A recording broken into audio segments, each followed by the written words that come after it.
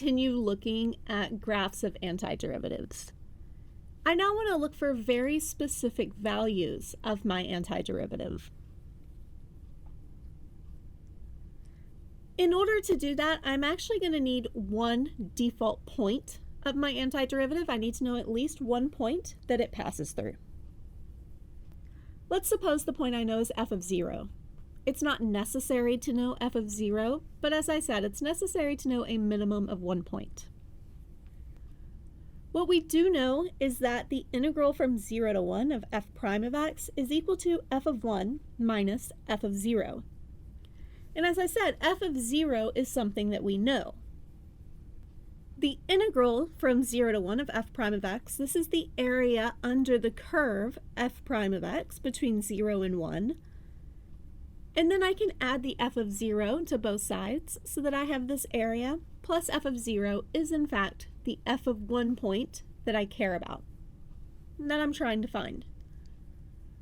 So let's see about putting this into practice. Let's go back to the graph I looked at from the last video, where this is the graph of f prime. And let's suppose that I know f of 0 is equal to 1. So I'm going to go ahead and plot that point on my graph right here. I now want to find f of 1. Well, f of 1 minus f of 0 is the integral from 0 to 1 of f prime of x dx. That integral on the right-hand side is the area right here, which is a triangle. So I have f of 1 minus 1, since f of 0 is equal to 1, is equal to the area of that triangle, which has a base of 1 and a height of -3. So I have f of 1 minus 1 is equal to -1.5. And adding 1 to both sides, I get f of 1 is -0.5.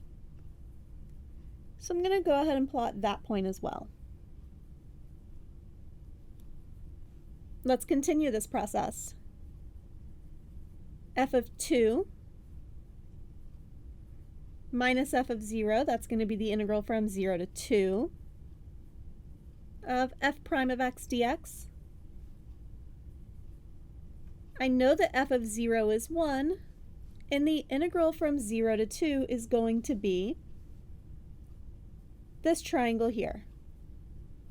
Area of a triangle is 1/2 base, which is 2, times height, which in this case is -3.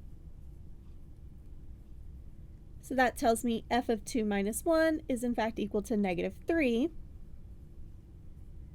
And f of 2 is going to be equal to -2.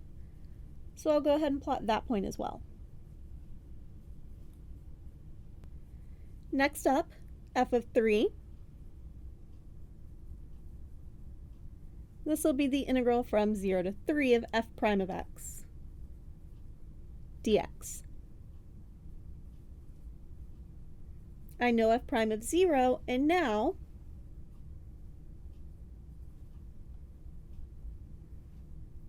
I need the area of each of these sections. This bottom one we already know has an area of -3. This top one is a triangle, so its base is 1, and its height is 3.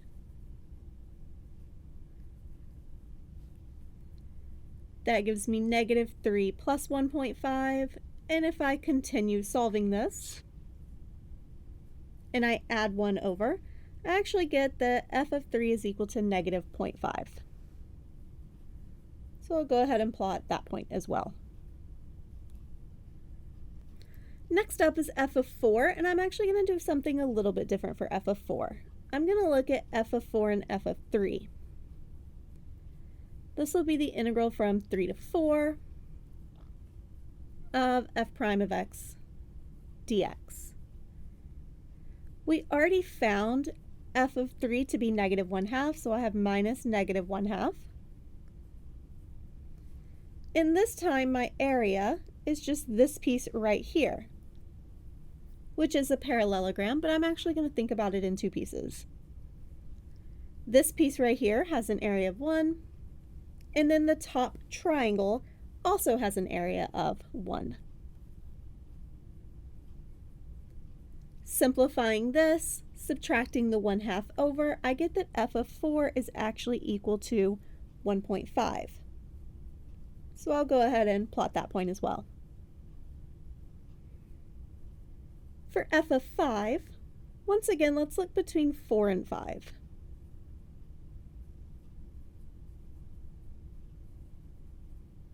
Of f prime of x dx. We just found f4 to be 1.5.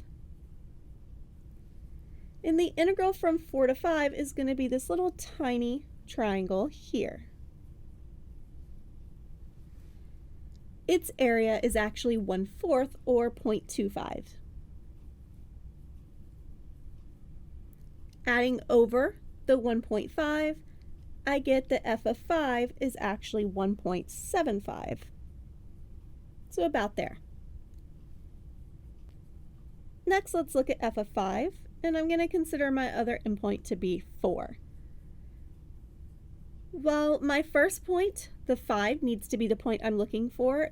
The starting point, in this case my 4, just needs to be any point that I already know. F of 4 we found to be 1.5. And this area is this tiny little piece right here, which actually has an area of negative 0.25. If I add the 1.5 over, I get 1.25 is my value. So about right here. The last one I'll do is f of 6, and I'll look at f of 5 as well. So this is the integral from 5 to 6 of f prime of x dx. F of 5 we just found to be negative 1.25. And the integral from 5 to 6 will be this piece here, which actually has an area of negative 1/2. When I add 1.25 to both sides, I get 0.75. So that's about right here. I can then roughly connect my dots to get an idea of what this graph should look like. What if instead of f of 0 equal to 1, we found out that f of 0 was in fact 2? It turns out we don't need to redo all of our work. Since this shifted from 1 to 2, it shifted up 1, our entire graph is just going to shift up by 1. To get our new graph and our new function,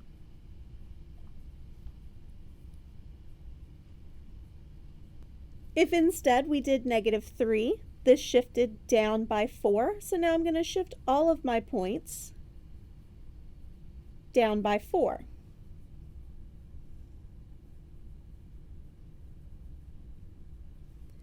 And when I do that, I once again have the exact same graph, just shifted slightly.